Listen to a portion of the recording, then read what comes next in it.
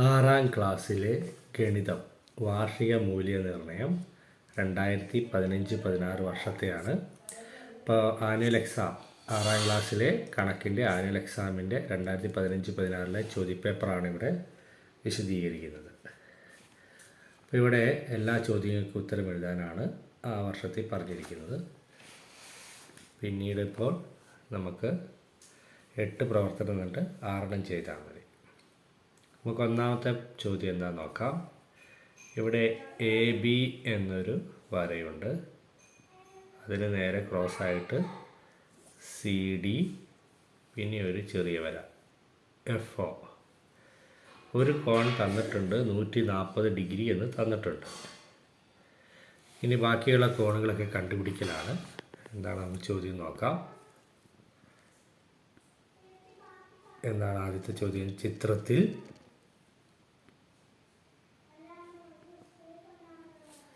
ചിത്രത്തിൽ കോൺ B O ഡിയുടെ അളവ് 140 ഡിഗ്രി. ഇതാണത്, ബി ഒ ഡി 140. ഓക്കെ.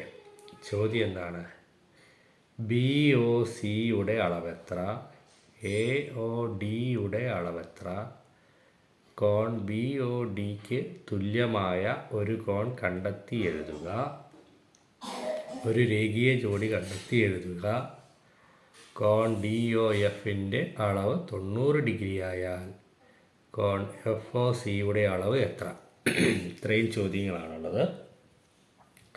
ഇപ്പോൾ കോൺ ബി ഒ സിയുടെ അളവ് എത്ര നമുക്ക് നോക്കാം. ബി ഒ സി എവിടെയാണ്? ബി ഒ സി, ഈ അളവാണ് ചോദിച്ചിരിക്കുന്നത്. അപ്പോൾ നമുക്കിവിടെ കാണാം, ഡി സി എന്ന് പറയുന്നത് ഒരു രേഖയാണ്, ഒരു ലൈനാണ്. ലൈനിലെ ഈ 2 കോണുകളുടെ തുക എന്ന് പറയുന്നത് നമ്മൾ പഠിച്ചിട്ടുണ്ട്, 180 ഡിഗ്രിയാണ്. ഒരു നേർരേഖയിലുണ്ടാകുന്ന കോൺ എന്ന് പറഞ്ഞാൽ 180 ഡിഗ്രിയാണ്. അപ്പോൾ അതിൽ ഇത് 180 ആണെങ്കിൽ ഇവിടം തൊട്ട് ഇവിടം വരെ ഉള്ള അളവ് 140 ബാക്കിയുള്ള ഈ അളവ് കണ്ടുപിടിച്ചാൽ മതി. അപ്പോൾ ഒട്ടാകെ 180 ആണെങ്കിൽ 140 എത്രയും കൂടി ചേർന്നാലാണ് 180 ആവുക എന്ന് കണ്ടുപിടിക്കാനായിട്ട് 180 140 കുറയ്ക്കുക. 180 140 കുറച്ച് കഴിഞ്ഞാൽ അതിന് ഉത്തരം കിട്ടും. 0 0 കുറച്ചാൽ 0, 8 4 കുറച്ചാൽ 4, 1 കുറച്ചാൽ 0. ഇപ്പോൾ എത്രയാണ്? 40 ഡിഗ്രി. അപ്പോൾ കോൺ ബി ഒ സിയുടെ അളവ് എത്രയാണ്? 40 ഡിഗ്രി എന്ന് നമുക്ക് കിട്ടും.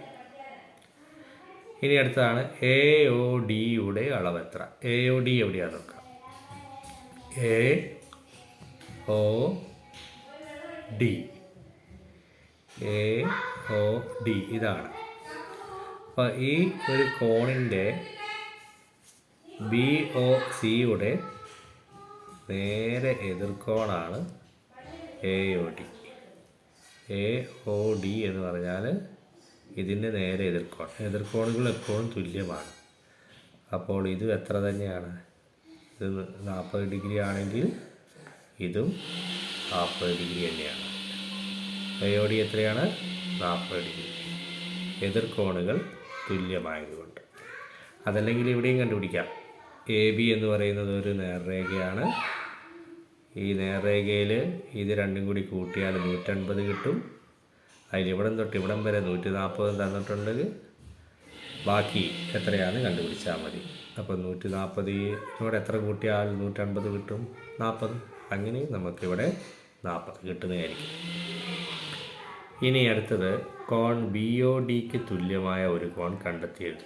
കോൺ ബി ഒ ഡിക്ക് തുല്യമായത് അതാണ് B O D.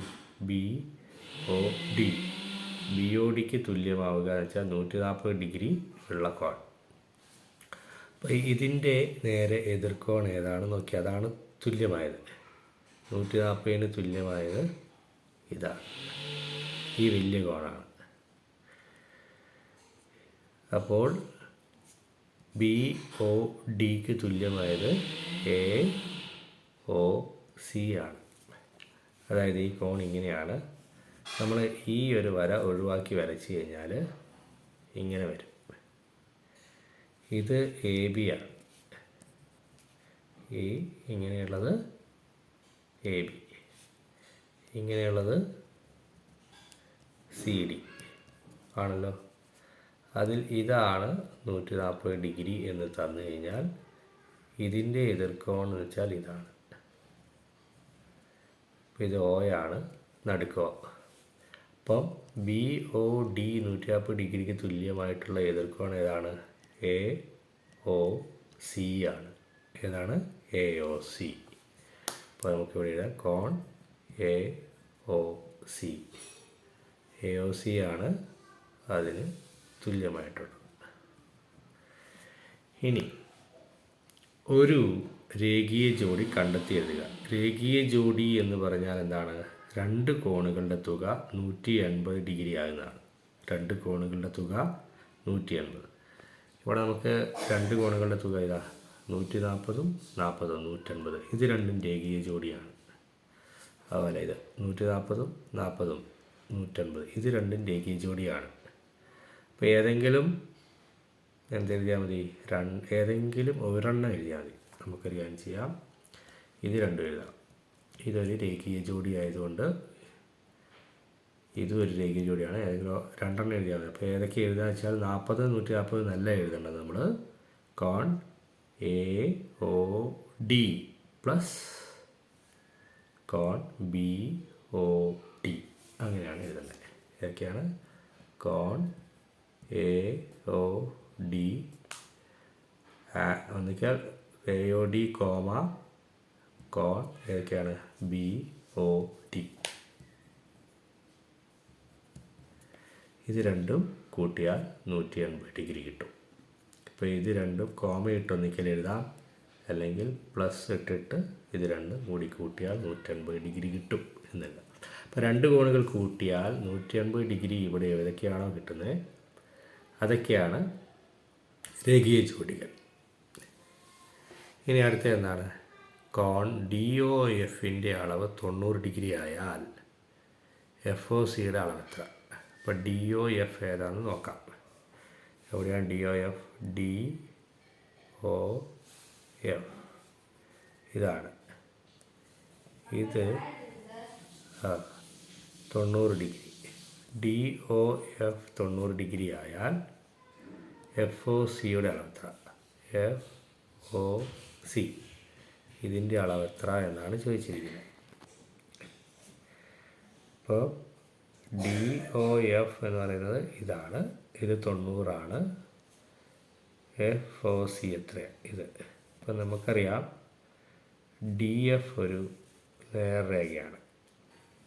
D F ഒരു നേർരേഖ ആയതുകൊണ്ട് ഈ രണ്ട് കോണുകളുടെയും തുക 180 ഡിഗ്രിയാണ്.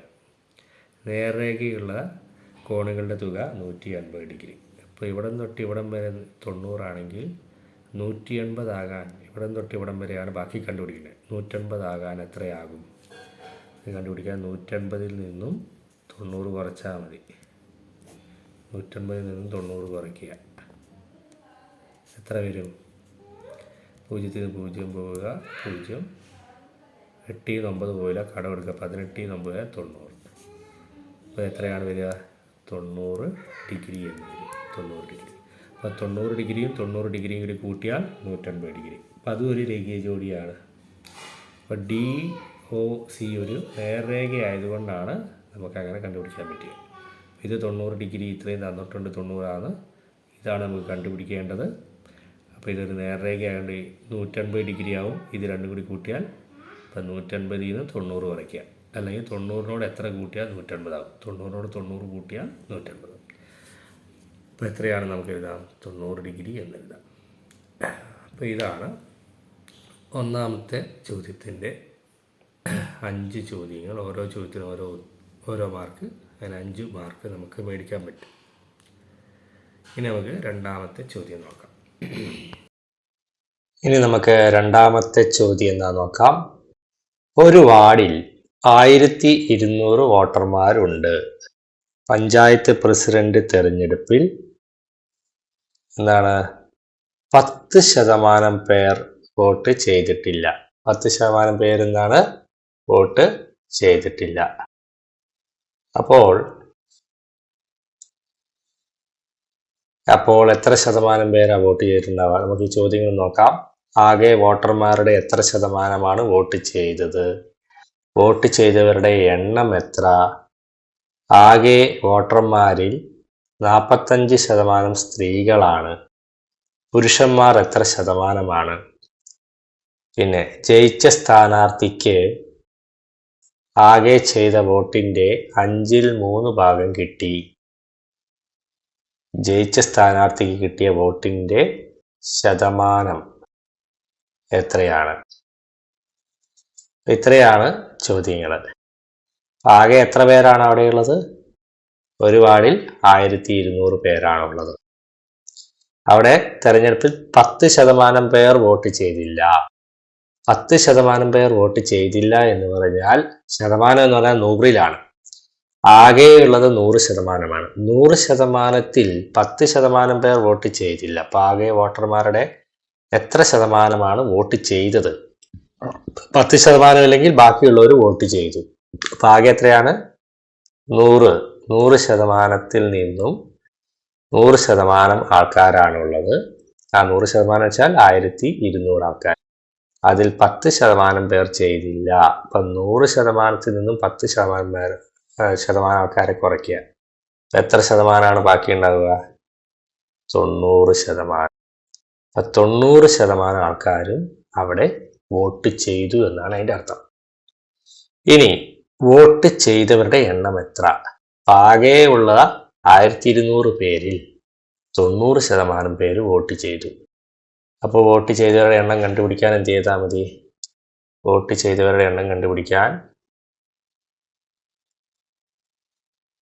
വോട്ട് ചെയ്തവരുടെ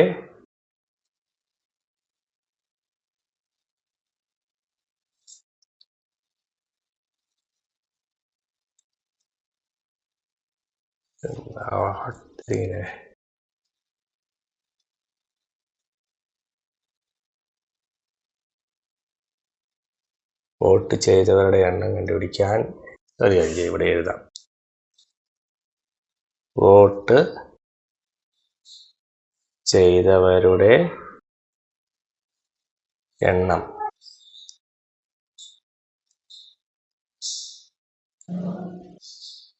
വോട്ട് ചെയ്തവരുടെ എണ്ണം എന്ന് പറയുന്നത് എത്രയാണ്?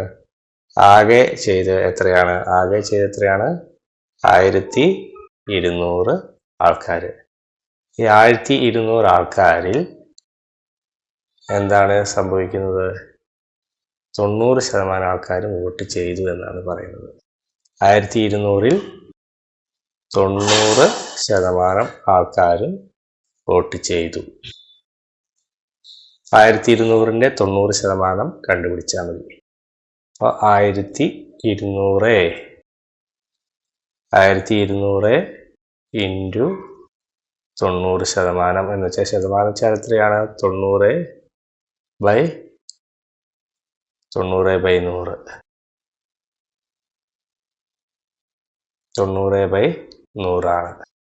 90% വെച്ചാൽ 90/100. അപ്പോൾ നമുക്ക് ഇവിടെ 0 ഇട്ടാം. 0 0 അതുപോലെ 90-ന്റെ ഈ 0 വെട്ടിക്കഴിഞ്ഞാൽ എത്ര കിട്ടും? 120 ഗുണിക്കണം 9 എന്ന് കിട്ടും. 120 ഗുണിക്കണം 9 അത് എത്രയാണ്?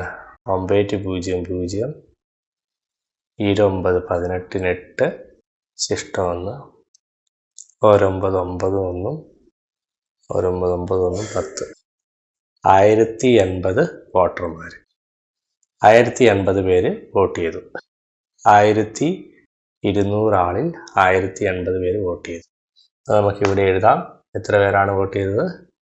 1080 അല്ലേ? വോട്ട് ചെയ്തവരുടെ എണ്ണം എത്ര? 1080 വോട്ടർമാർ. 1080 വോട്ടർമാർ എന്ന് നമുക്ക് എഴുതാം. അടുത്ത ചോദ്യം, ആകെ വോട്ടർമാരിൽ 45% സ്ത്രീകളാണ്. പുരുഷന്മാർ എത്ര ശതമാനമാണ്? ആകെ വോട്ടർമാരിൽ 45% സ്ത്രീകളാണ്. പുരുഷന്മാർ എത്രയാണെന്നാണ്. പുരുഷന്മാർ എത്ര ശതമാനം അല്ലേ? അപ്പം ആകെ എത്ര ശതമാനം വോട്ടർമാരാണ് ഉണ്ടായിരുന്നത്? ആകെ 90% വോട്ടർമാരാണ് ഉണ്ടായിരുന്നത്. അതിൽ 45% സ്ത്രീകളാണ്. 45% ആരാണ്? സ്ത്രീകളാണ്. അപ്പൊ 90% ആൾക്കാർ വോട്ട് ചെയ്തു. അതിൽ 45% സ്ത്രീകളാണെങ്കിൽ ബാക്കിയുള്ളതെല്ലാം പുരുഷന്മാരായിരിക്കുമല്ലോ. ബാക്കിയുള്ളത് എത്രയാണ്? 90-ന്ന് 45 കുറച്ചാൽ മതി. 90-ന്ന് 45 കുറച്ചാൽ എത്രയാണ് വരുന്നത്? 90 കുറയ്ക്കണം 45. 0-5 കുറയ്ക്കത്തില്ല. 8 എന്ന് കട കൊടുത്തു കഴിഞ്ഞാൽ ഇത് 10 ആവും. 10-ന്ന് 5 കുറച്ചാൽ 5. 8-ന്ന് 4 കുറച്ചാൽ 4. എത്രയാണ്? 45%. അപ്പം 45% സ്ത്രീകളും 45% പുരുഷന്മാരും എന്നാണ് അതിൻ്റെ അർത്ഥം. എത്ര ശതമാനമാണ് പുരുഷന്മാർ? 45% പുരുഷന്മാർ. ഇനി ജയിച്ച സ്ഥാനാർത്ഥിക്ക് ആകെ ചെയ്ത വോട്ടിൻ്റെ 3/5 ഭാഗം കിട്ടി. ജയിച്ച സ്ഥാനാർത്ഥിക്ക് ആകെ ചെയ്ത വോട്ടിൻ്റെ 3/5 ഭാഗം കിട്ടി. ജയിച്ച സ്ഥാനാർത്ഥിക്ക് കിട്ടിയ വോട്ടിൻ്റെ ശതമാനം എത്രയാണ്? അപ്പം ജയിച്ച സ്ഥാനാർത്ഥിക്ക് 5/3, 5 പേരിനെ 3 വോട്ടും ജയിച്ച സ്ഥാനാർത്ഥിക്കാണ്. ആകെ എത്ര വോട്ടാണ് ഉണ്ടായിരുന്നത്? 1080 വോട്ട്. 1080 വോട്ട് ഉണ്ടായിരുന്നതിൽ 5/3 ആർക്ക് കിട്ടി? ജയിച്ച സ്ഥാനാർത്ഥിക്ക് കിട്ടി. അപ്പം അതെത്ര ശതമാനമാണെന്നാണ് കണ്ടുപിടിക്കുന്നത്. ജയിച്ച സ്ഥാനാർത്ഥി കിട്ടിയ വോട്ടിൻ്റെ ശതമാനം എത്രയാണ്? ആദ്യം ജയിച്ച സ്ഥാനാർത്ഥിക്ക് എത്ര വോട്ട് കിട്ടിയെന്ന് നമ്മൾ കണ്ടുപിടിക്കണം. ജയിച്ച സ്ഥാനാർത്ഥിക്ക് കിട്ടിയ വോട്ടിൻ്റെ എണ്ണമാണ് ആദ്യം കണ്ടുപിടിക്കേണ്ടത്. കണ്ടുപിടിക്കാം. ജയിച്ച സ്ഥാനാർത്ഥിക്ക്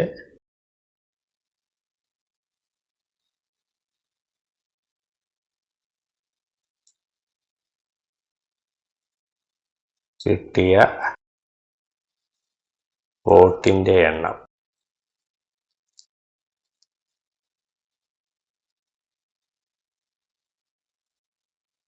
ജയിച്ച സ്ഥാനാർത്ഥിക്ക് കിട്ടിയ വോട്ടിൻ്റെ എണ്ണം 1080 വോട്ടാണ് ആകെ ചെയ്തിട്ടുള്ളൂ.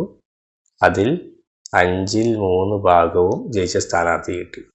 അത് കണ്ടുപിടിക്കാൻ 1080-നെ 5/3 കൊണ്ട് ഗുണിച്ചാൽ മതി. എത്ര കിട്ടും? 1080 ഗുണിക്കണം 3/5. ഇത് നമുക്ക് 5 കൊണ്ട് ആദ്യം ഇതിനെ വെട്ടാം.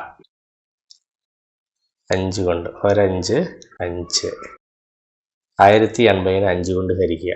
ആദ്യം 10-ൽ എത്ര 5 പോകും? 2 തവണ. പിന്നെ 8-ൽ എത്ര 5 പോകും? 8-ൽ 1 തവണ 5 പോകും. 1 5 ശിഷ്ടം 3 വരും. ആ 3 ഇങ്ങോട്ട് കൊടുത്താൽ ഇത് 30 ആവും. 30-ൽ എത്ര 5 പോകും? 6 30 6. ഇവിടെ വന്ന് ഇനി വെട്ടലില്ല. 216 × 3. 216 3 കൊണ്ട് ഗുണിക്കാം. 3 6 18 8 ശിഷ്ടം 1. 1 3 3 1 4. 2 3 6.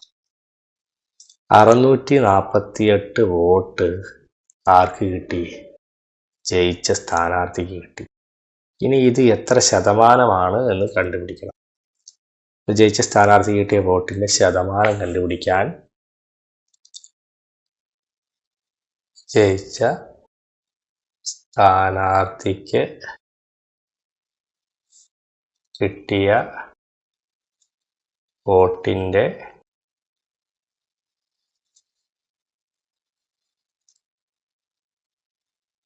ശതമാനം. ആകെ ഉള്ളത് അടിയിൽ എഴുതുക. കിട്ടിയ വോട്ട് മുകളിൽ എഴുതുക ഇൻറ്റു 100, അത്രയും ശതമാനം. ആകെ എത്ര വോട്ടാണ് ചെയ്തത് നമ്മൾ കണ്ടുപിടിച്ചിരുന്നു. 1080 പേരാണ് വോട്ട് ചെയ്തത്. ജയിച്ച സ്ഥാനാർത്ഥിക്ക് എത്ര വോട്ട് കിട്ടി എന്ന് നമ്മൾ ഇവിടെ കണ്ടുപിടിച്ച് എത്രയാ? 648 വോട്ട്. 648 വോട്ട് കിട്ടി ഇൻറ്റു 100 ശതമാനം. ഇതിലൊരു പൂജ്യവും വെട്ടാൻ പറ്റും. പിന്നെ ഇത് 108 ഇത് 10, രണ്ട് ഇരട്ടസംഖ്യയാണ്. അങ്ങനെ നമുക്ക് വെട്ടി നോക്കാം. 108ൻ്റെ പകുതി 10ൻ്റെ പകുതി 5, 8ൻ്റെ പകുതി 4, 54. 10ൻ്റെ പകുതി 5. നമുക്ക് 648 ഇവിടെ എത്രയാണ്? 54 ഇൻറ്റു 5 ശതമാനം. ഇനി ഇവിടെ വെട്ടാൻ പറ്റും. ഇനി എത്ര വെട്ടാം? 54ഉം 648ഉം 2 കൊണ്ട് വെട്ടാം.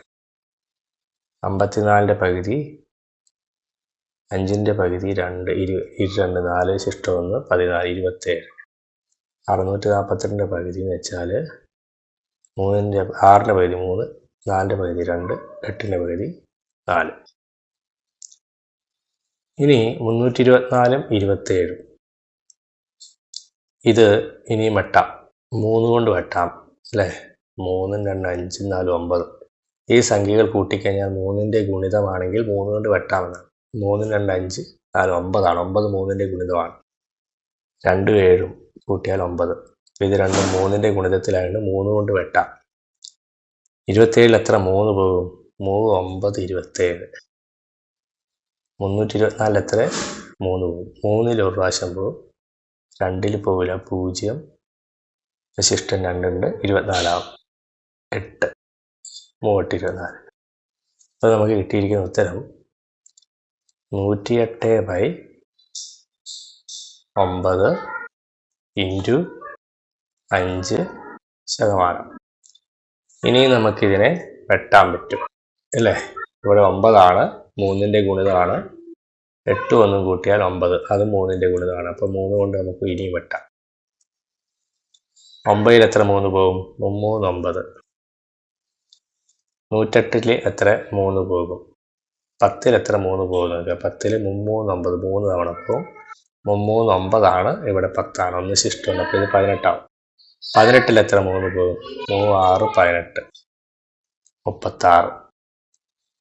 ഇനിയും വെട്ടാം 3 കൊണ്ട്. ഇത് 3 3ൻ്റെ ഗുണിതമാണ്. 3, 6 കൂട്ടിയാൽ 9, അത് 3ൻ്റെ ഗുണിതമാണ്. വീണ്ടും 3 കൊണ്ട് വെട്ടുക. 1, 3, 3. 36ൽ എത്ര 3 പോകും നോക്കാം. 3ൽ എത്ര 3 പോകും? 3ൽ ഒരു തവണ പോകും. 6ൽ എത്ര 3 പോകും? 2 തവണ. അപ്പോൾ ഇവിടെ വെട്ടൽ കഴിഞ്ഞു. ഇവിടെ 12 ഇൻറ്റു 5.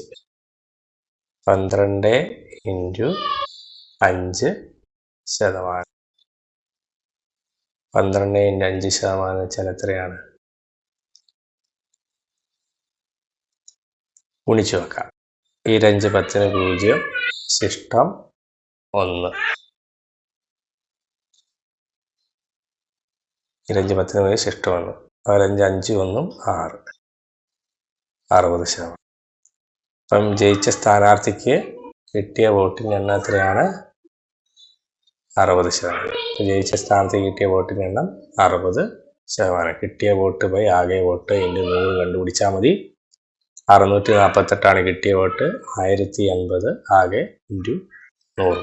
അതിനെ അങ്ങോട്ടും ഇങ്ങോട്ടും 5 കൊണ്ട് വെട്ടി, പിന്നെ 2 കൊണ്ട് വെട്ടി, പിന്നെ 3 കൊണ്ട് വെട്ടി. അങ്ങനെ നമുക്ക് 12 ഇൻറ്റു 5 കിട്ടി. എന്ന് വെച്ചാൽ 60 ശതമാനം. ഇതിൻ്റെ ഉത്തരം നമുക്ക് ഇവിടെ എഴുതാം. എത്ര ശതമാനമാണ്? 60 ശതമാനം. ഓക്കെ, അപ്പോൾ ഇങ്ങനെയാണ് നമ്മൾ ചെയ്യുന്നത്. അപ്പോൾ ആകെ വോട്ടർമാരുടെ എത്ര ശതമാനമാണ് വോട്ട് ലഭിച്ചത്? 100ൽ നിന്ന് 10 കുറയ്ക്കുക. 10 ശതമാനം ആൾക്കാർ വോട്ട് ചെയ്തില്ല. അപ്പം 100ൽ 10 കുറച്ചാൽ 90 ശതമാനം ആൾക്കാർ വോട്ട് ചെയ്തു. വോട്ട് ചെയ്തവരുടെ എണ്ണം എത്ര? അപ്പോൾ വോട്ട് ചെയ്തവരുടെ എണ്ണം കണ്ടുപിടിക്കാൻ 1200 പേരിൽ 90 ശതമാനം ആൾക്കാരും വോട്ട് ചെയ്തു.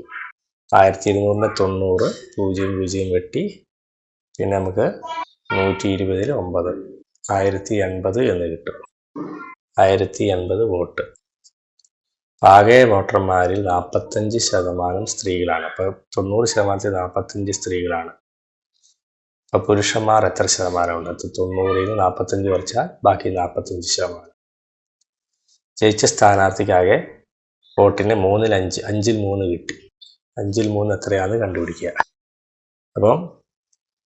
അപ്പം ജയിച്ച സ്ഥാനാർത്ഥിക്ക് കിട്ടിയ വോട്ടിൻ്റെ എണ്ണം 1080 ഒട്ടാകെയുള്ള വോട്ട്. അതിൽ 5-3 കണ്ടുപിടിച്ചു. ആദ്യം 5 കൊണ്ട് വെട്ടി, പിന്നെ 2 കൊണ്ട് വെട്ടി. 5 കൊണ്ട് വെട്ടിയതിന് ശേഷം പിന്നെ നമ്മൾ എന്ത് ചെയ്തു? 2 ഗുണിച്ചു 648 വോട്ട് എന്ന് കിട്ടി. പിന്നെ എത്ര ശതമാനമാണ്? അപ്പം 648 ബൈ 1080 × 100%. അത് 60%. 60% വോട്ടിലാണ് അദ്ദേഹം ജയിച്ചത്. ഓക്കെ, ഇനി നമുക്ക് അടുത്ത ചോദ്യത്തിലേക്ക് കിടക്കാം. ഇനി നമുക്ക് മൂന്നാമത്തെ ചോദ്യം നോക്കാം. ഉത്തരം കണ്ടെത്തി എഴുതുക. എന്താണ്?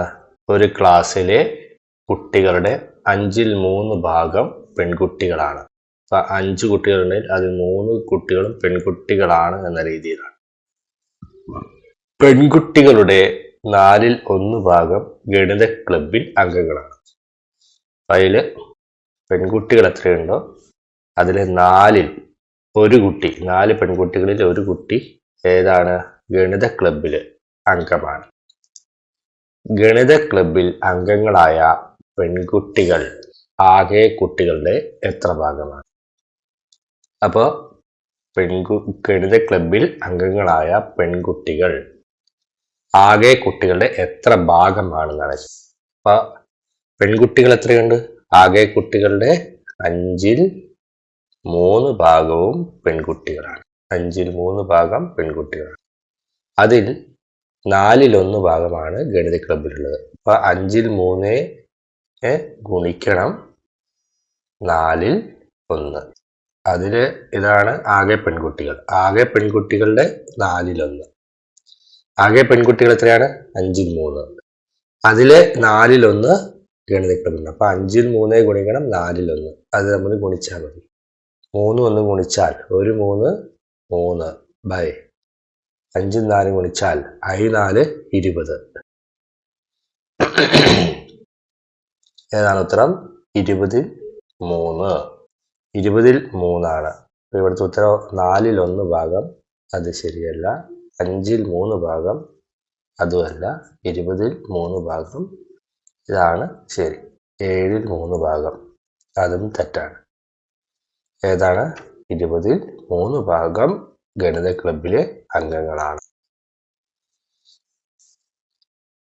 അടുത്തത് തുടർച്ചയായ 5 എണ്ണൽ സംഖ്യകളുടെ തുക 100. അവയിൽ ഏറ്റവും ചെറിയ സംഖ്യ ഏത്? ഇത് നമുക്ക് 2 രീതിയിൽ കണ്ടുപിടിക്കാം.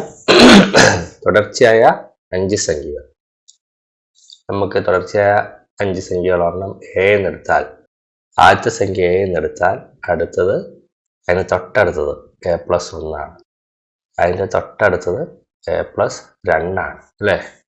ഇതിപ്പോൾ ഒരു 5 ആണെങ്കിൽ 5 1 6, 5 2 7 അല്ലേ? 5 6 7 8 9 10.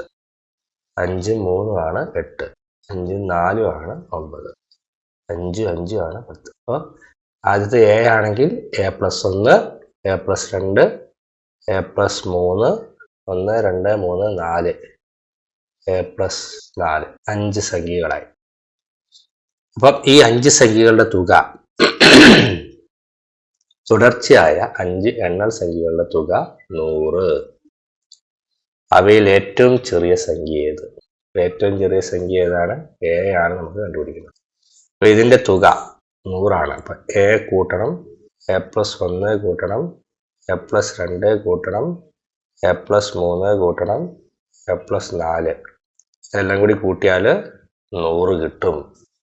ഈ സംഖ്യകളെല്ലാം കൂട്ടിയാൽ 100 കിട്ടും. അപ്പൊ ഇവിടെ എത്ര എ ഉണ്ട്? 1 2 3 4 5 എ ഉണ്ട്. 5 എയും ബാക്കി എത്ര അക്കങ്ങളുണ്ട്? 1 1 2 1 3 3 3 6 6 4 10. 5a പ്ലസ് 10 സമം 100. ഇതിൽ പ്ലസ് 10നെ നമ്മൾ സമത്തിൻ്റെ അപ്പുറത്തേക്ക് കൊണ്ടുവന്നു. അപ്പോൾ 5a മാത്രം ഇവിടെ ആവും. അപ്പം 100ൽ നിന്നും പ്ലസ് 10 അപ്പുറത്തോട്ട് പോകുമ്പോൾ -10 ആവും. ഓക്കെ, -10. അപ്പോൾ 5a എന്ന് പറയുന്നത് 100ൽ നിന്നും 10 കുറച്ചാൽ 90. a എത്രയാണ്? 90. 5a ഗുണിക്കണം a ആണ്. ഗുണിക്കണം 5നെ നമ്മൾ സമത്തിന്റെ അപ്പുറത്തേക്ക് കൊണ്ടുവന്നു. ഹരിക്കണം 5ആയി മാറുന്നു. a സമം 90/5. 90നെ 5 കൊണ്ട് ഹരിച്ചു നോക്കാം. 9ൽ എത്ര 5 പോകും? 1 5 5. ശിഷ്ടം 9ൽ നിന്ന് 5 കുറച്ചാൽ 4 40. 40ൽ എത്ര 5 പോകും? 8 8 40 0 0. അപ്പം a എന്ന് പറയുന്നത് 18. a ആണ് ഇവിടുത്തെ ആദ്യത്തെ സംഖ്യ, തുടക്ക സംഖ്യ. ഏറ്റവും ചെറിയ സംഖ്യ ഏതാണ്? ഏറ്റവും ചെറിയ സംഖ്യ 18 ആണ്. അപ്പോൾ ഒന്നിക്കൽ ഈ രീതിയിൽ കണ്ടുപിടിക്കാം. ഇനി തുടർച്ചയായ 5 സംഖ്യകളുടെ തുക 100 എന്നാണ് തന്നിരിക്കുന്നത്. എത്രയാണ്? 5 സംഖ്യകളുടെ തുക 100. ഇനി മറ്റൊരു രീതിയിൽ കണ്ടുപിടിക്കുക വെച്ചാൽ നമ്മൾ 100നെ എന്ത് ചെയ്യുക? തുടർച്ചയായ സംഖ്യ ആയതുകൊണ്ട് 100നെ 5 കൊണ്ട് ഹരിക്കുക. 5ആയിട്ട് ഭാഗിക്കുന്നു. അപ്പം 100നെ 5ആയിട്ട് ഭാഗിച്ചു കഴിഞ്ഞാൽ 100ൽ എത്ര 5 പോകും? 10ൽ 2 തവണ. 5 10 0. പിന്നെ ഒരു 0 ഉണ്ട്. 0ൽ എത്ര തവണ? 0. അപ്പം 100നെ 5 കൊണ്ട് ഹരിച്ചു കഴിഞ്ഞാൽ നമുക്ക് 20 കിട്ടും. 20 എന്ന് പറഞ്ഞാൽ അത് നടുക്കത്തെ സംഖ്യയാണ്. നമുക്ക് 5 സംഖ്യ ഉണ്ടല്ലോ. 20 നടുക്കത്തെ സംഖ്യ. 20ന് പുറകിലും 2 സംഖ്യ, 20ന് ശേഷവും 2 സംഖ്യയുണ്ട്. ഇതാണ് തുടർച്ചയായ 5 സംഖ്യകൾ. 1 2 3 4 5. അപ്പം 100നെ ആകെ തുകയെ ആ സംഖ്യ കൊണ്ട് ഹരിക്കുന്നതാണ് കറക്റ്റ് നടുക്ക് കിട്ടുന്നത്. ഇത് തുടർച്ചയായ സംഖ്യകൾ മാത്രമേ ഉള്ളൂ. 20ന് പുറകിലുള്ള സംഖ്യ ഏതാണ്? 19. അതിന് പുറകിലുള്ള സംഖ്യ ഏതാണ്? 18. 20ന് ശേഷമുള്ള സംഖ്യ ഏതാണ്? 21. അതിന് ശേഷമുള്ള സംഖ്യ ഏതാണ്? 22. ഇതാണ് ആ തുടർച്ചയായ 5 സംഖ്യകൾ. ഈ 5 സംഖ്യകൾ കൂട്ടിയാൽ നമുക്ക് 100 കിട്ടും. 18 19 20 21 22. കൂട്ടി വയ്ക്കുകയെ 8 8 16 17 18 18 2 20 ശിഷ്ടം 2 2 1 3 1 4 4 2 6 2 8 2 10 കണ്ടോ? അപ്പം തുടർച്ചയായ ആ 5 സംഖ്യകൾ 18 19 20 21 22. അതിൽ ഏറ്റവും ചെറിയ സംഖ്യ ഏതാണ്? ഇതിൽ ഏറ്റവും ചെറിയ സംഖ്യ 18 ആണ്. ഈ രീതിയിൽ നമുക്ക് ഉത്തരം കിട്ടും. ഇവിടെ കണ്ടോ? ഏറ്റവും ചെറിയ സംഖ്യ a എന്ന് പറയുന്നതാണ് ഏറ്റവും ചെറിയ സംഖ്യ 18. a ആണ് ഇവിടെ 18. അപ്പോൾ a പ്ലസ് 18 പ്ലസ് 1 എത്രയാണ്? 19. 18 പ്ലസ് 2 എത്രയാണ്? 18 2 20. 18 പ്ലസ് 3 21. 18 പ്ലസ് 4 22. അപ്പോൾ ആ സംഖ്യ 18 19 20 21 22. ഇവിടെ a ആണ് നമ്മൾ കണ്ടുപിടിച്ചത്. ഇവിടെ നമ്മൾ ഡിവൈഡ് ചെയ്തിട്ട് നടുക്കത്തെ സംഖ്യ ഹരിച്ച് കിട്ടുന്നത് നടുക്കത്തെ സംഖ്യയായിരിക്കും. അതിന് പുറകിൽ 2 സംഖ്യയും ശേഷം 2 സംഖ്യയും. അതിൽ ഏറ്റവും ചെറുത് എന്ന് ചോദിച്ചാൽ ഏറ്റവും ആദ്യത്തെ സംഖ്യയാണ്. ഇവിടെ തുടർച്ചയായ 5 എണ്ണൽ സംഖ്യകളുടെ തുക 100. അവയിൽ ഏറ്റവും ചെറിയ സംഖ്യയുണ്ട്. അവയിൽ ഏറ്റവും ചെറിയ സംഖ്യ 18 ആണ്. മനസ്സിലായോ? ഇങ്ങനെയാണ് നമ്മൾ ആ കണക്ക്. ഇതിലെ ഏത് രീതിയിൽ വേണമെങ്കിലും നിങ്ങൾക്ക് എളുപ്പം ഏതാണോ ഏത് രീതിയിലും ചെയ്യാം. ഇനി അടുത്തത്, ഒരു വൃത്തത്തെ 8 സമഭാഗങ്ങളാക്കി മുറിച്ചാൽ ഒരു ഭാഗത്തിലെ കേന്ദ്രകോണിന്റെ അളവ് എത്രയാണ്? അപ്പോൾ ഒരു വൃത്തത്തെ 8 ഭാഗങ്ങളായിട്ട് മുറിക്കുകയാണ്. അപ്പോൾ ഇവിടെ നമുക്കൊരു വൃത്തം വരച്ച് നോക്കാം. ഇതാണ് വൃത്തം. ഇതിന് 8 ഭാഗം. ഇപ്പോൾ 2 ആയി, 4 ആയി, 6 ആയി, 8 ഭാഗമായി അല്ലേ? 1 2 3 4 5 6 7 8 ഭാഗം. ഇതിൽ ഒരു കോണിന്റെ അളവ് എത്രയാണെന്നാണ് ചോദിച്ചത്.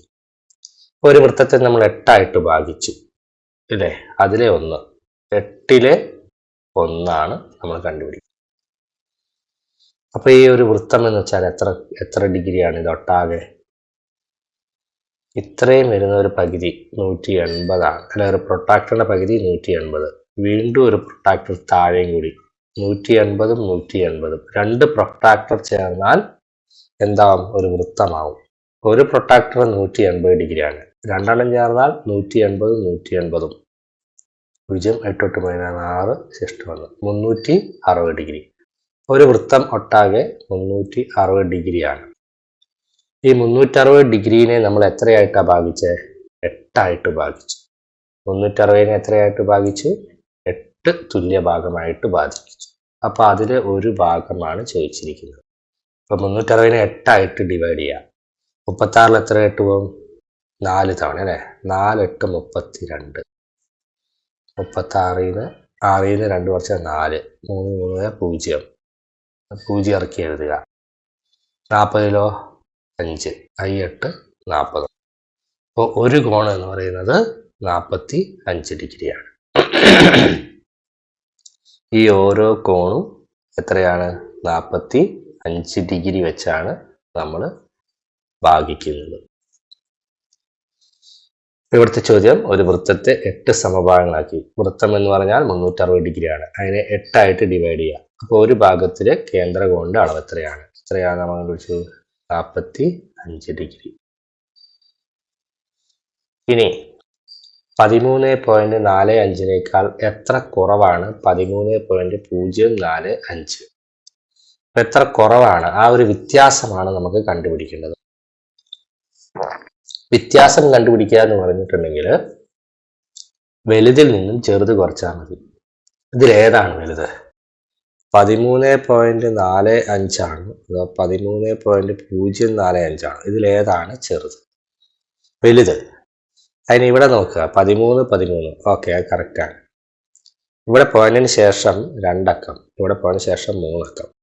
ഇവിടെ പോയിന്റിന് ശേഷം 3 അക്കമാക്കാൻ നമ്മൾ അവസാനം ഒരു 0 ഇട്ടാൽ മതി. പോയിന്റിന് ശേഷം അവസാനം വരുന്ന 0-ന് പ്രത്യേകിച്ച് വിലയില്ല. അത് നമ്മൾ സെറ്റാക്കാനാണ്. 13.450 450. ഇവിടെ 13.045 വെച്ചാൽ 45. ഏതാ വലുത്? ഇതാണ് വലുത്. അപ്പൊ ഇവ തമ്മിലുള്ള വ്യത്യാസം കണ്ടുപിടിക്കാൻ നമുക്ക് ഇതിന് കുറച്ചാൽ മതി. എന്തിന് വ്യത്യാസം കണ്ടുപിടിക്കാൻ? വലുതിൽ നിന്നും ചെറുത് കുറയ്ക്കുക. ഇവിടെ വലുത് ഇതാണ് 13.450 അല്ലെങ്കിൽ 450-ന്ന് 13.045 കുറയ്ക്കുക. അപ്പൊ 0-ന്ന് 5 പോവില്ല, കടമെടുക്കണം. ഇവിടെ 4 ആകും, 0 10 മാറും. 10-ന്ന് 5 കുറച്ചാൽ 5, 4-ന് 4 കുറച്ചാൽ 0, 4-ന് 0 കുറച്ചാൽ 4, പോയിന്റ് 3-ന് 3 കുറച്ചാൽ 0, 1-ന് 1 കുറച്ചാൽ 0. എത്ര വരിക? 0.405. ഇതാണ് ഇതിൻ്റെ ഉത്തരം. ഇതാണ് ഇതിൻ്റെ ഉത്തരം. 0.405. 0.405. ഇതാണ് വലുതിൽ നിന്നും ചെറുത് കുറയ്ക്കുക. ആദ്യം നമ്മൾ സെറ്റ് ആക്കണം. പോയിന്റിന് ശേഷം ഇവിടെ 3 ഉണ്ടെങ്കിൽ ഇവിടെയും 3 ആക്കണം. 0 ഇട്ട് കൊടുത്ത് 3 ആക്കുക. അതിനുശേഷം വലുതിൽ നിന്ന് ചെറുത് കുറച്ചാൽ നമുക്ക് എത്ര കുറവാണ്, എത്ര കൂടുതലാണ്, ഇങ്ങനെയുള്ള ചോദ്യങ്ങൾ കണ്ടുപിടിക്കാൻ, എന്ന് വെച്ചാൽ അതിന്റെ വ്യത്യാസം കണ്ടുപിടിക്കാൻ സാധിക്കും. ഇനി 5 × 5 × 5 7 × 7 എന്ന സംഖ്യയ്ക്ക് എത്ര ഘടകങ്ങളുണ്ട്? ഘടകങ്ങളുടെ എണ്ണമാണ് കണ്ടുപിടിക്കേണ്ടത്. ഇവിടെ ചോദ്യം എന്താണ്? 5 × 5 × 5 7 × 7. അപ്പൊ ഘടകങ്ങളുടെ എണ്ണം കണ്ടുപിടിക്കാൻ കൃതികൾ എത്രയാണെന്ന് കണ്ടുപിടിക്കണം. 5 എത്ര തവണ ഗുണിക്കുന്നുണ്ട്? 5 3 തവണ. 7 2 തവണ അല്ലെ? 5⁻3 7⁻2. അപ്പൊ ഘടകങ്ങളുടെ എണ്ണം കണ്ടുപിടിക്കാൻ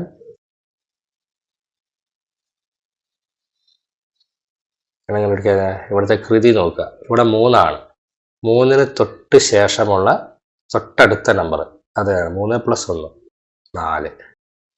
ഇവിടുത്തെ കൃതി അല്ലെ പവർ 2 ആണ്. ഈ 2-ന് തൊട്ടടുത്ത സംഖ്യ, 2-ന്റെ തൊട്ടടുത്ത സംഖ്യ 3. അത് 2 ഗുണിച്ചാൽ മതി. ഇവിടെ 3 ഇവിടെ 5 3 തവണ ഗുണിക്കുന്നുണ്ട്, ഇവിടെ 7 2 തവണ ഗുണിക്കുന്നുണ്ട്. അപ്പം 3 അല്ല എഴുതണം, 3ന്റെ തൊട്ടടുത്ത സംഖ്യ 4, ഇവിടെ 2 2ന്റെ തൊട്ടടുത്ത സംഖ്യ 3. ഒന്ന് കൂട്ടി എഴുതുക. ആ 3 12 ഘടകങ്ങൾ ആ സംഖ്യക്കുണ്ട്. എത്ര ഘടകങ്ങളാണ്? ഇത് രണ്ടും കൂടി ഗുണിച്ചു കഴിഞ്ഞാൽ 12 ഘടകങ്ങൾ. ഇതിന്റെ ഉത്തരം എത്രയാണ്? 12 ഘടകങ്ങൾ. ഇങ്ങനെയാണ് നമ്മൾ അപ്പോൾ ഇതിന്റെ ഉത്തരം എഴുതുന്നത്. ഒരു ക്ലാസ്സിലെ കുട്ടികളുടെ 5ൽ 3 പെൺകുട്ടികളാണ്, അതിൽ 4 മാത്സ് ക്ലബ്. അപ്പോൾ ആകെ കുട്ടികൾ 5ൽ 3 പെൺകുട്ടികൾ ഇൻറ്റു 4ൽ 1 മാത്സ് ക്ലബ്, ആകെ 20ൽ 3. തുടർച്ചയായ 5 എണ്ണൽ സംഖ്യകളുടെ തുക 100. ഏറ്റവും ചെറിയ സംഖ്യ 18 ആയിരിക്കും. ഒരു വൃത്തത്തെ 8 സമഭാഗമാക്കിയാൽ ഒരു ഭാഗം 45 ഡിഗ്രി ആയിരിക്കും.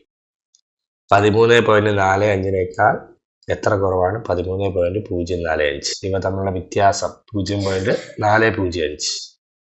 5 5 5 × 7 7 എന്ന സംഖ്യക്ക് എത്ര ഘടകമുണ്ട്?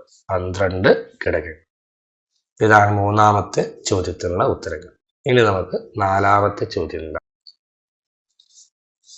ഇനി നാലാമത്തെ ചോദ്യം, ഒരു കടയിൽ ഏത് പുസ്തകം എടുത്താലും 100 രൂപയാണ് വില. ഏത് പുസ്തകത്തിന് 100 രൂപ വില. എത്ര പുസ്തകം വാങ്ങിയാലും 10 രൂപ പാക്കിംഗ് ചാർജ് കൊടുക്കണം. അപ്പോൾ ഏത് പുസ്തകത്തിന് 100 രൂപയുണ്ടാവും? അത് പിന്നെ എത്ര പുസ്തകം വാങ്ങിയാലും 10 രൂപ പാക്ക് ചെയ്ത് അത് കെട്ടിപ്പറക്കി തരുന്നതിന് 10 രൂപയും കൊടുക്കണം. അപ്പോൾ 100 രൂപ പുസ്തകത്തിനും 10 രൂപ പാക്കിങ്ങും. ഒരെണ്ണമായാലും ശരി 2 എണ്ണമായാലും ശരി എത്രയാണെങ്കിലും 10 രൂപ പാക്കിങ് കൊടുക്കണം. ഓരോ ബുക്കിനും 100 രൂപയും കൊടുക്കണം. ഇതാണ് അവിടുത്തെ കണ്ടീഷൻ. ഒന്നാമത്തെ ചോദ്യം പറയുന്നത്, പുസ്തകത്തിൻ്റെ എണ്ണം, വില, ആകെ കൊടുക്കേണ്ട തുക എന്നിവ കാണിക്കുന്ന ഈ പട്ടിക പൂരിപ്പിക്കുക. ഇതാണ് ആ പട്ടിക. പുസ്തകത്തിൻ്റെ എണ്ണം 1 ആയിരുന്നു. അപ്പോൾ പുസ്തകത്തിൻ്റെ വില, ഒരു പുസ്തകത്തിന് 100 രൂപ. 1 × 100 100 രൂപ. അത് ആകെ കൊടുക്കേണ്ട തുക 100 രൂപ ഒരു ബുക്കിനും 10 രൂപ പാക്കിംഗ് ചാർജും 110 രൂപ. ഇനി 2 പുസ്തകമാണെങ്കിൽ 2 × 100 എത്ര വരും? 200 രൂപ. 200 രൂപ ബുക്കിനും 10 രൂപ അത് പാക്ക് ചെയ്തതിനും. 200 × 10 210 രൂപ. 210 രൂപ. ഇനി അടുത്തത് 3 ബുക്കാണെങ്കിൽ 3 ബുക്കിന് 100 രൂപ വെച്ച് 3 × 100 3 × 100 എത്ര രൂപയാവും? 300 രൂപ. 300 രൂപ ബുക്കിനും അത് പാക്ക് ചെയ്തതിന് 10 രൂപയും. 300 × 10 310. 4 ബുക്ക്, 4 ബുക്കിന് 4 × 100 രൂപ. 4 × 100 400 രൂപ. 400 രൂപ ബുക്കിനും 10 രൂപ പാക്കിംഗ് ചാർജ് 410 രൂപ. 5 ബുക്ക്, 5 ബുക്കിന് 5 × ഓരോ ബുക്കിന് 100 രൂപ. 5 × 100 500 രൂപ. 500 രൂപ ബുക്കിനും 10 രൂപ പാക്കിംഗ് ചാർജും, ആകെ 510 രൂപ. അങ്ങനെ നമുക്ക് ഈ രീതിയിൽ പട്ടിക പൂർത്തിയാക്കാം. ഇനി ചില ചോദ്യങ്ങളുണ്ട്. എന്താണ്? പുസ്തകങ്ങളുടെ എണ്ണവും കൊടുക്കേണ്ട ആകെ തുകയും തമ്മിലുള്ള ബന്ധം എങ്ങനെ എഴുതാം? ആ ബന്ധം എങ്ങനെ അക്ഷരത്തിൽ എഴുതാനാണ്? പുസ്തകത്തിൻ്റെ വിലയും പുസ്തകങ്ങളുടെ എണ്ണവും കൊടുക്കേണ്ട ആകെ തുകയും തമ്മിലുള്ള ബന്ധം. അപ്പോൾ ആകെ തുക സമം എങ്ങനെയാണ് നമ്മൾ കണ്ടുപിടിച്ചത്? ആകെ തുകയാണ് ഇവിടെ ഏറ്റവും വലിയ സംഖ്യ. അതെങ്ങനെ കണ്ടുപിടിച്ചതെന്നുള്ള ബന്ധമാണ് നമ്മൾ എഴുതുന്നത്. അപ്പോൾ ആദ്യം എഴുതുക ആകെ തുക. ആകെ തുക സമം, പിന്നെന്താണ്? പുസ്തകങ്ങളുടെ എണ്ണം. പുസ്തകങ്ങളുടെ എണ്ണം 1 2 3 4 എന്നായിരുന്നു. 1 2 3 4. ആ പുസ്തകങ്ങളുടെ എണ്ണത്തോടു കൂടി നമ്മൾ 100 കൊണ്ട് ഗുണിച്ചു. എന്നിട്ടോ 100 കൊണ്ട് ഗുണിച്ചതിന് ശേഷം അതിനെ 10 കൂട്ടി. അതാണ് നമ്മളിവിടെ ചെയ്തിരിക്കുന്നത് അല്ലേ? എന്താ ചെയ്തിരിക്കുന്നത്? പുസ്തകങ്ങളുടെ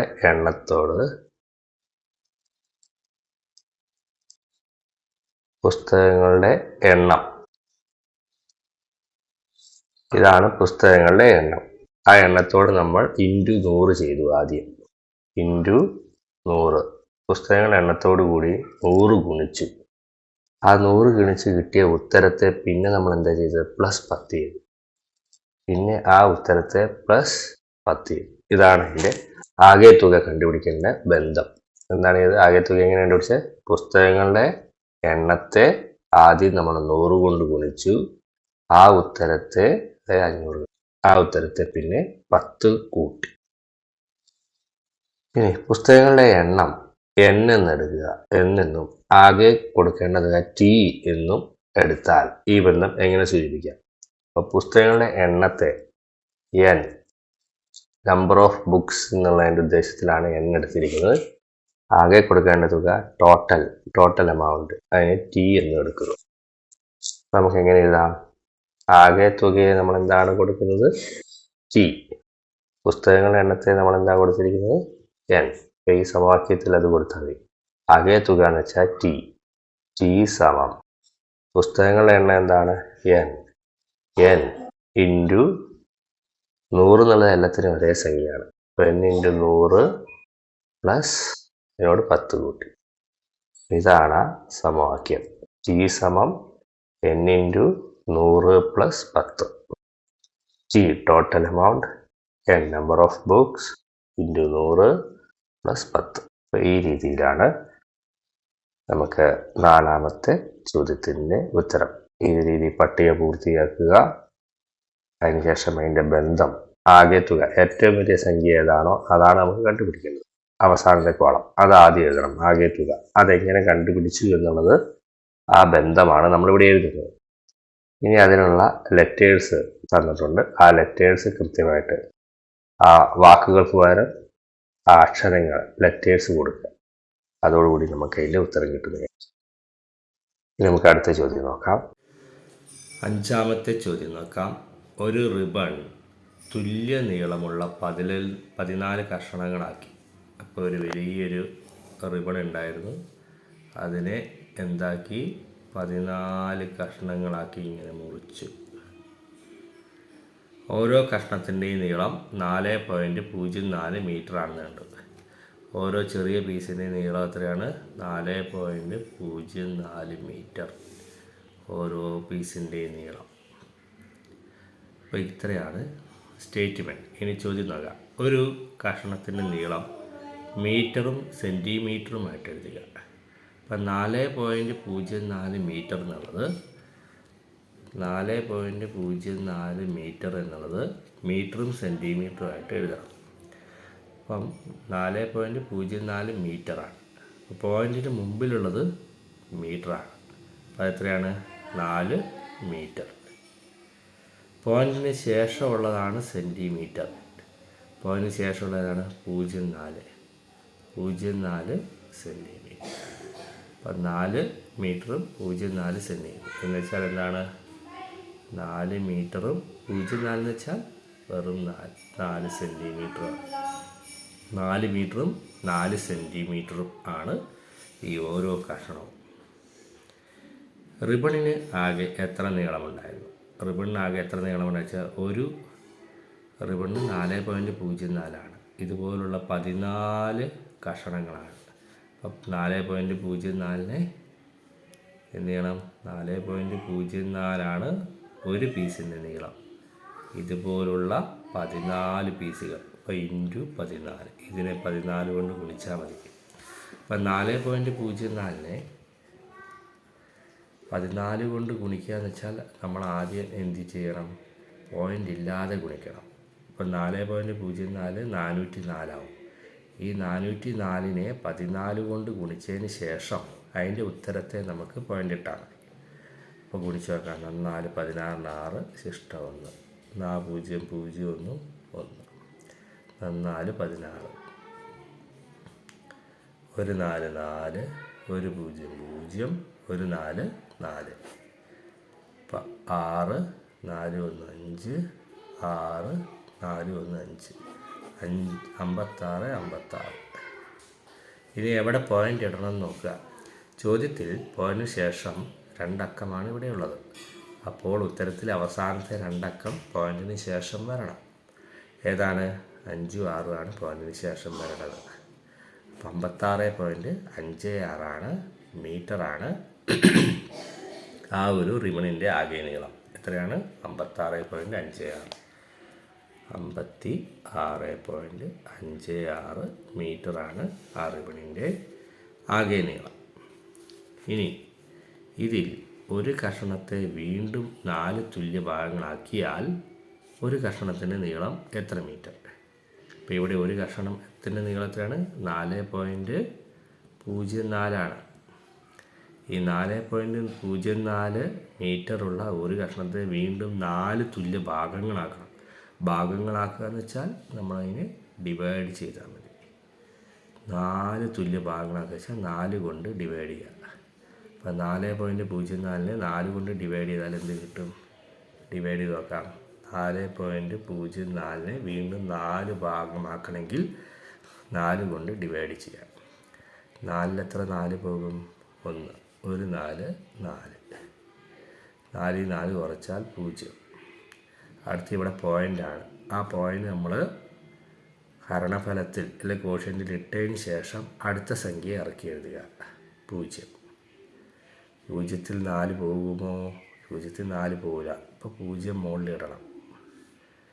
അതിന് ശേഷം അടുത്ത സംഖ്യ ഇറക്കി എഴുതുക. 4. 4-ൽ 4 പോകുമോ? 4-ൽ ഒരു പ്രാവശ്യം. 1 4 4, 4 4 കുറച്ചാൽ 0. അപ്പോൾ ഇതിൻ്റെ ഉത്തരം എത്രയാണ്? 1.04. ഉത്തരം 1.01 എന്നുള്ളതാണ്. എത്രയാണ്? 1.01 മീറ്റർ. 1.101 മീറ്ററാണ് ഒരു കഷ്ണത്തിൻ്റെ നീളമായിട്ട് വരുന്നത്. ഓക്കെ, അപ്പോൾ നമുക്കെന്തായി? ആ ചോദ്യങ്ങൾ ഉത്തരം കിട്ടി. അപ്പോൾ ഒന്നാമത്തെ ഒരു കഷ്ണത്തിൻ്റെ നീളം സെൻറ്റിമീറ്ററും മീറ്ററായിട്ട് എഴുതി. ഇപ്പോൾ 4 മീറ്ററും 4 സെൻറ്റിമീറ്ററും ആകെ നീളം കണ്ടുപിടിച്ചു. 4.04 14 കൊണ്ട് ഗുണിച്ചു. 56.56 മീറ്റർ. 4.06 ഉള്ളതിനെ 4 കഷ്ണങ്ങളാക്കിയപ്പോൾ 4 കൊണ്ട് ഹരിച്ചു. 1.01 മീറ്റർ. നമുക്ക് അടുത്ത ചോദ്യം നോക്കാം. അടുത്ത ചോദ്യം, ഒരു വിദ്യാലയത്തിൽ ജനുവരി മാസത്തിൽ നടന്ന ക്ലാസ് PTA-യിൽ പങ്കെടുത്തവരുടെ എണ്ണം കാണിക്കുന്ന ചതുരചിത്രമാണ് ചുവടെ കൊടുത്തിരിക്കുന്നത്. ജനുവരി മാസത്തിൽ, അത് ഈ മാസത്തിൽ നടന്ന ക്ലാസ് PTA, അതിൽ പങ്കെടുത്തവർ. ഇവിടെ കറുത്തത് പുരുഷന്മാരും ഷെയ്ഡുള്ളത് സ്ത്രീകളുമാണ്. രക്ഷിതാക്കളുടെ എണ്ണം 0 5 10 15 20 25 30 35. Class 1-ാം class 2-ാം class 3-ാം class 4-ാം class 5-ാം class. 1-ാം ക്ലാസ്സിൽ 15 കറുത്തത് പുരുഷന്മാരാണ്. 15 പുരുഷന്മാരും 25 സ്ത്രീകളും. 2-ാം ക്ലാസ്സിൽ 10 പുരുഷന്മാരും 30 സ്ത്രീകളും. 3-ാം ക്ലാസ്സിൽ 15 പുരുഷന്മാരും 25 സ്ത്രീകളും. 4-ാം ക്ലാസ്സിൽ 5 പുരുഷന്മാരും 25 സ്ത്രീകളും. 5-ാം ക്ലാസ്സിൽ 10 പുരുഷന്മാരും 15 സ്ത്രീകളും. ആ കണക്ക് നമുക്ക് കിട്ടി. ഇനി ചോദ്യങ്ങൾ നോക്കാം. സ്ത്രീകൾ ഏറ്റവും കൂടുതൽ പങ്കെടുത്ത ക്ലാസ് ഏതാണ്? സ്ത്രീകൾ ഏറ്റവും കൂടുതൽ ചെയ്ത് ഏറ്റവും വലുത് ഏതാണ്? 25 30 25 25 15. സ്ത്രീകൾ ഏറ്റവും കൂടുതൽ പങ്കെടുത്തത് ക്ലാസ് 2. ഇതാണ് ക്ലാസ് 2, 2-ാം ക്ലാസ്സാണ്. പുരുഷന്മാർ ഏറ്റവും കുറവ് പങ്കെടുത്തത് ഏത് ക്ലാസ്സിലാണ്? പുരുഷന്മാർക്ക് 15, 10, 15, 5, 10. ഏറ്റവും കുറവ് 4-ാം ക്ലാസ് 4.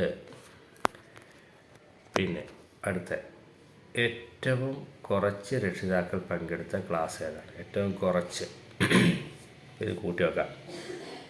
15ഉം 25ഉം ഒട്ടാകെ എത്ര പേരുണ്ട്? 35, 40 പേര്. ഇവിടെ 40 പേര്. 10ഉം 30ഉം 40. 15, 25, 40. 5ഉം 25ഉം 30. 10ഉം 15ഉം 25. ഇപ്പം ഏറ്റവും കുറവ് പങ്കെടുത്തത് എവിടെയാണ്? 25 അല്ലേ? 40, 40, 40, 30, 25. 5-ാം ക്ലാസ്സാണ്. ഏറ്റവും കുറവ് രക്ഷിതാക്കൾ പങ്കെടുത്ത ക്ലാസ് 5. ക്ലാസ് 5ആണ്. പങ്കെടുത്ത രക്ഷിതാക്കളുടെ എണ്ണം തുല്യമായ ക്ലാസ്സുകൾ ഏതെല്ലാമാണ്? ഏതെല്ലാം ക്ലാസ്സിലാണ് രക്ഷിതാക്കളുടെ എണ്ണം തുല്യമായത്? ഇവിടെ 40, ഇവിടെയും 40, ഇവിടെയും 40. ക്ലാസ് 1, 2, 3 ഏതൊക്കെയാണ്? ക്ലാസ് 1, 2, 3. 1, 2, 3 തുല്യമായ രക്ഷിതാക്കളെത്തി. രക്ഷിതാക്കളുടെ പങ്കാളിത്തത്തെക്കുറിച്ച് നിങ്ങളുടെ നിഗമനം എഴുതുക. രക്ഷിതാക്കളുടെ പങ്കാളിത്തം 4-ാം ക്ലാസ്സിലും 5-ാം ക്ലാസ്സിലും രക്ഷിതാക്കളുടെ എണ്ണം കുറവാണ് അല്ലേ? 4-ാം ക്ലാസ്സിലും 5-ാം ക്ലാസ്സിലും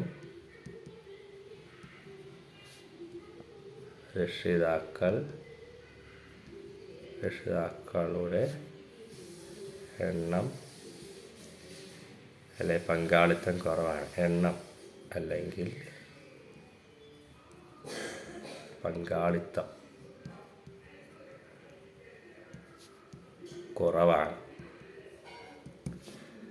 വലിയ ക്ലാസ്സിൽ എത്തുന്തോറും രക്ഷിതാക്കളുടെ പങ്കാളിത്തം കുറഞ്ഞു വരുന്നുണ്ട് അല്ലേ?